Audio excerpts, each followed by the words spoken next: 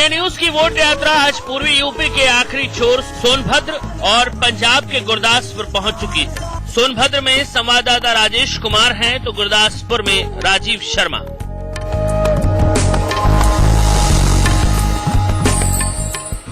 देश के किसी हिस्से में आप चले जाइए, किसी भी जिले में चले जाइए, आप पाएंगे कि उस जिले के नाम पे वहां एक शहर जरूर बसाया गया है, लेकिन उत्तर प्रदेश के जिस जिले में इस वक्त हम मौजूद हैं उसके साथ ऐसा बिल्कुल नहीं है। सोनभद्र जिला है, लेकिन सोनभद्र नाम का इस जिले में ना तो कोई शहर है और ना ही कोई गांव। इस जिले से सोन नदी होकर गुजरती है, यही वजह है कि इस जिले का नाम सोनभद्र रखा गया है। उत्तर प्रदेश का दूसरा बड़ा जिला है ये। रॉबर्ट्सगंज इस जिले का मुख्यालय है। सोनभद्र के मुद्दे, समस्याएं और शिकायतों से रूबरू कराएंगे, लेकिन पहले गुरदासपुर की एक छोटी सी झलक।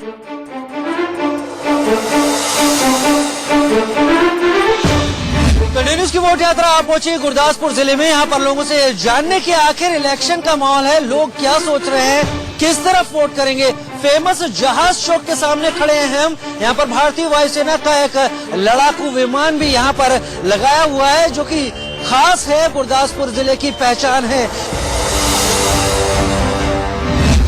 वोट यात्रा के जरिए हम आपके सामने यूपी और पंजाब के तमाम शहरों से ग्राउंड रिपोर्ट दिखा चुके हैं। जिस शहर में वोट यात्रा की टीम पहुंच रही है, वहां के इतिहास, वर्तमान और भविष्य को भी हम सामने रख रहे हैं। हमारी कोशिश है कि उस शहर की पहचान, विरासत और संस्कृति भी बताते चलें। तो पहले यूपी के सोनभद्र का रुख करते हैं। किलों और भवनों से घिरा एक ऐसा शहर जिसे अपनी विरासत पर नाज है, संस्कृति को साथ लेकर चलने की ललक है और विकास की नींव मजबूत करने की इच्छा शक्ति। यूपी के खनिज संपदा का बड़ा हिस्सा इसी जिले में है। सोनभद्र साल 1989 में मिर्जापुर से अलग हुआ तो सिवाय प्राकृतिक सौंदर्यता और खजाने के कुछ और नहीं था, लेकिन सोनभद्र ने बीते सालों में जो कुछ हासिल किया वो पूर्वी यूपी के दूसरे जिलों के लिए सबक है। सीमित संसाधनों के बाद भी सोनभद्र एक नई पहचान बनाने में जुटा है। यहाँ सीमेंट फैक्ट्री है, बिजली पावर हाउस है, चूना पत्थर और कोयले का यहाँ खजाना भरा पड़ा है। दुनिया की दूसरी सबसे बड़ी एल्यूमिनियम कंपनी हिंडाल्को इसी सोनभद्र के रेणुकूट में है, लेकिन सोनभद्र को क्या मिला, ये बड़ा सवाल है।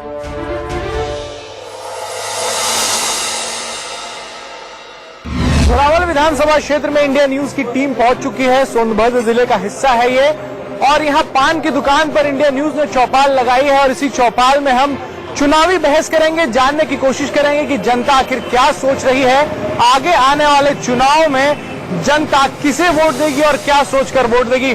बीजेपी वजह अच्छा काम कर रहे हैं नोटबंदी के मामले में। भ्रष्टाचार, रुका, लूट, हत्या, ये सब कम हुए हैं, इस वजह से भारतीय जनता पार्टी को वोट करेंगे। किसी को भी वोट देंगे, भाजपा को वोट नहीं देंगे। भाजपा को वोट नहीं देंगे। एक मायने में सोनभद्र पूर्वी यूपी का वो जिला है जो अलग अलग सा है। अब इसे सियासत की अनदेखी कहिए या फिर वोट बैंक के लिए चौराहा मात्र। यहाँ अब तक ना तो संचार के अच्छे साधन हैं और ना ही यातायात के।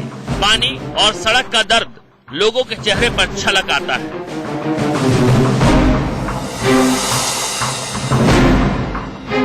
भाजपा का संपूर्ण 100% उम्मीद है, भाजपा की सरकार बन सकती है। प्रधानमंत्री विदेशों का दौरा करके काफी विकास करने के उसमें है, तो इसलिए हम लोगों की उम्मीद भाजपा से ही है। हमन के तो न समाज पार्टी मिलत या पैसा, न हमन के कभो साइकिल मिलल, न कोनो को रोजना मिलल, न कॉलोनी मिलल, पानी में घर गिर जात बा, कोई सुनवाई नहीं।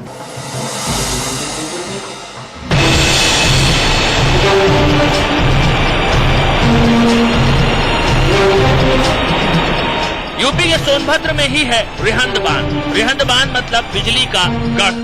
साल 1962 में जब भारत के पहले प्रधानमंत्री जवाहरलाल नेहरू बांध का उद्घाटन करने पहुंचे तो इस इलाके की तुलना स्विट्जरलैंड से की, लेकिन नेहरू का यह स्विट्जरलैंड अपनी ये पहचान नहीं बचा पाए। लगातार उपेक्षा की वजह से पूरा इलाका अब वीरान और फटेहाल सा है। लोग नाराज हैं, सियासतदान उनकी सुनते नहीं।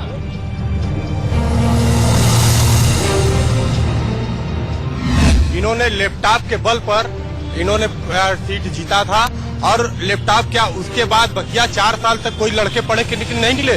उनको लैपटॉप क्यों नहीं दिया गया? सोनभद्र में केवल चढ़ने खाने की व्यवस्था चल रही है, यहाँ तो आज तक कोई विकास ही नहीं हुआ सर। कांग्रेस तो ऐसे ही ध्वस्त होती चली जा रही है। हाँ, चारपाई पर आ गई। हाँ, सोफा से जब चारपाई पे आ गई है कांग्रेस, तो ऐसे ही इनका जो है पूरा ध्वस्त होता चला जा रहा है।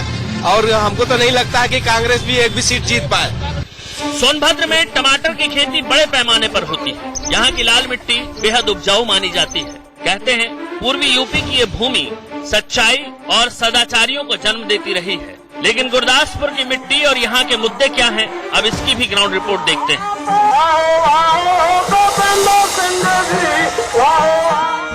पंजाब इसी हरियाली और इसी उपजाऊपन के लिए जाना जाता है। ये इस तरफ चारा लगा हुआ है, बीच बीच में मूली भी लगी हुई है, सामने गोभियां, और इस वक्त कनक की बुआई यहाँ पर हो रखी है। इस वक्त गेहूं लगाया हुआ है। पूरे सारे इलाके में काफी उपजाऊ है। किसान यहाँ पर हैं और इन लोगों से ही पूछते हैं कि क्या यहाँ की स्थिति है। कहते हैं कि अकाली सरकार ने तो आप लोगों को ट्यूबवेल कनेक्शन दिए हैं, कनक दे रही है 2 रुपए किलो। 2 लाख रुपये ਦੇ कनेक्शन ਪਿਆ ਲੋਕਾਂ ਨੂੰ, ਜਿਨ੍ਹਾਂ ਨੂੰ ਇੱਥੇ ਲੋੜ ਸੀ ਨਾ ਕਨੈਕਸ਼ਨ ਦੀ, ਉਹਨਾਂ ਨੂੰ ਲੱਖ 2 ਲੱਖ से कनेक्शन ਪਿਆ। हम तो आम आदमी को पाएंगे। आम आदमी को दोगे आप? क्यों? और नवी पार्टी है ना, हाँ, नौजवान जो पीढ़ी है आम आदमी को पाएगी वोट।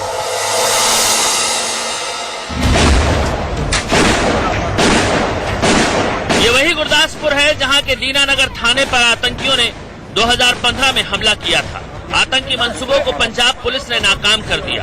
ये शहर अब उन यादों को भुलाकर आगे बढ़ रहा है। नजर विधानसभा चुनाव पर है और उम्मीद उस चेहरे से है जो विकास का वादा नहीं बल्कि सही मायने में विकास कराना चाहता है।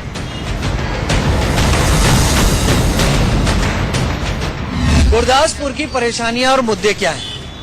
मुद्दे विकास दे सर, और कौन से विकास कोई मुद्दा यहाँ नहीं है, सब ठीक है यहाँ? बाकी सब ठीक है। गाली रोड जाके देखो, ठीक है। गाली रोड दंगो एक बारी गुरदासपुर तो गाली रोड तोड़ डांग के देखो, समझाओ जरा जाके कितने मुद्दे है, कितने डेवलपमेंट है। जिसने काम किया उसको वोट देते हैं जी।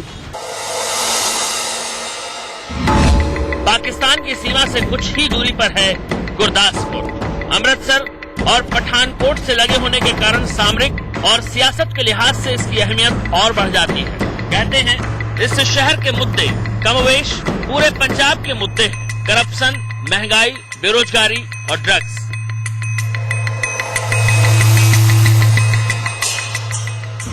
कितना परेशान है करप्शन से आप? बहुत ज्यादा, बहुत ज्यादा।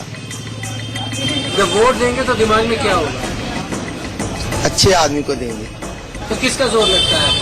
मोदी जी का। आप जीतेगा, झाड़ू गुरप्रीत से घुग्गी बढ़ाया जीतेगा।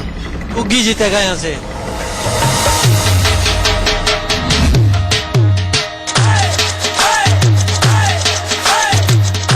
इतिहास को टटोलें तो गुरदासपुर अपनी अलग पहचान रखता है। बंदा बैरागी यानी बंदा बहादुर की वीरता के किस्से गुरदासपुर की जमीन से जुड़े हैं। ये वही वीर बहादुर हैं जिन्होंने मुगलों के इस भ्रम को तोड़ा कि वो अजेय है। इतना ही नहीं, दिल्ली का बादशाह बनने से पहले अकबर को इसी गुरदासपुर में तख्ते ताज नवाजा गया था। जी हाँ, जगह का नाम है तख्ते अकबरी कलानौर।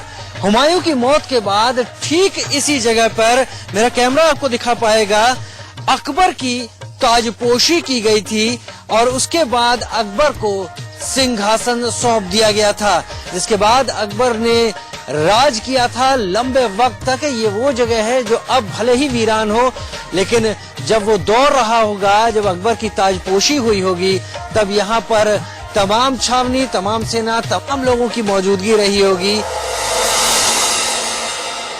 सिखों के पहले गुरु नानक देव की याद में बनाया गया डेरा नानक गुरदासपुर में ही है। माना जाता है कि गुरु नानक यहाँ 12 साल तक रहे थे। ऐसे में इस पवित्र धरती के लोगों का उद्धार अब कौन करेगा? किसका हाथ पकड़ेगा गुरदासपुर? लोग इसकी सुगबुगाहट जोरों से कर रहे हैं।